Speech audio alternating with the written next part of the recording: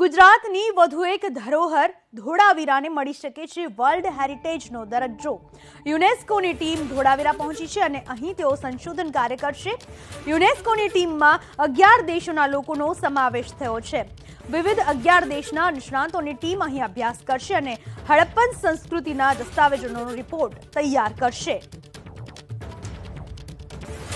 ધોળાવીરાને પણ હવે એક અલગ જ ઓળખ મળી શકે છે। કચ્છનો ધોળાવીરા કે જ્યાં આપણો ઇતિહાસ ધરબાલો છે, જ્યાં આપણી સંસ્કૃતિ સચવાયેલી છે, હડપ્પા સંસ્કૃતિના અવશેષો જ્યાં જોવા મળી રહ્યા છે, ત્યાં સંશોધકો પણ ઘણી વખત સંશોધન કરવા માટે જઈ ચૂક્યા છે અને હવે આ જ ધોળાવીરાને વર્લ્ડ હેરિટેજનો દરજ્જો મળી શકે છે। યુનેસ્કોની ટીમ ધોળાવીરા ખાતે પહોંચી ચૂકી છે।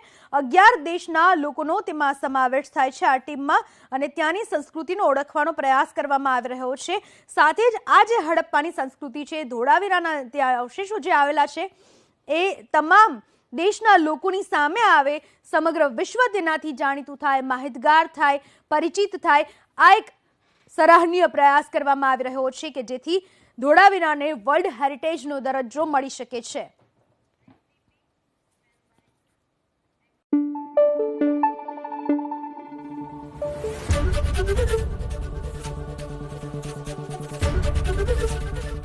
एबीपी अस्मिता, गुजरातनी अस्मिता।